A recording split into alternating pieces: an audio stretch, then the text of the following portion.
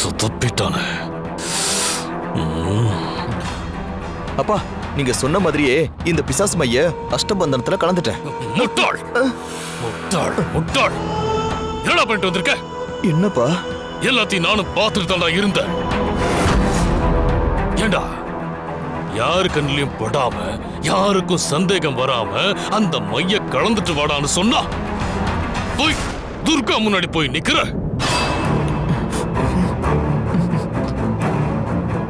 இல்லப்பா, அந்த துர்கா திடீர்னு வந்துட்டா.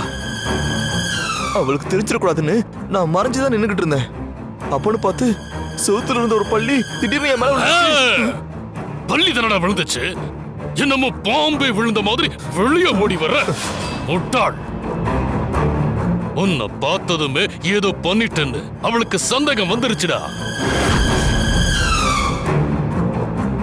அப்பா, அப்போ நான் மைய கலந்தத அவ பாத்துப்பான்னு சொல்றீங்களா? நீ கலந்தத அவ பார்க்கல.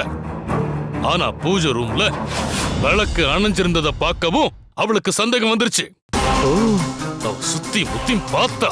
ஆனா அந்த நேரம் பார்த்து நீ வெளியில வர்ற. அவளுக்கு இன்னும் சந்தேகம் அதிகமாயிருச்சுடா. அஷ்டபந்தனத்துல மைய கலந்தத அவ கண்டுபிடிச்சிருப்பான்னு சொல்றீங்களா? எனக்கு அந்த பயம் இல்லடா. ஏன்னா பிசாசு மையோட சக்தியே அத பத்தி எந்த தடயத்தையும் யாராலையும் கண்டுபிடிக்க முடியாது. காலன் சாமி 12 வருஷத்துக்கு முன்னாடி கோவிலுக்கு சூர செய்வனை செஞ்சப்ப இந்த மைய எனக்கு கொடுத்தாரு. அந்த செய்வனையினாலதான் அம்மனுக்கு சக்தியே இல்லாம பண்ணோம்.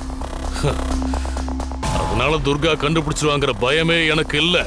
மைய கலக்கணும்ன்றது அடிஷனலான ஒரு விஷயம்தான்.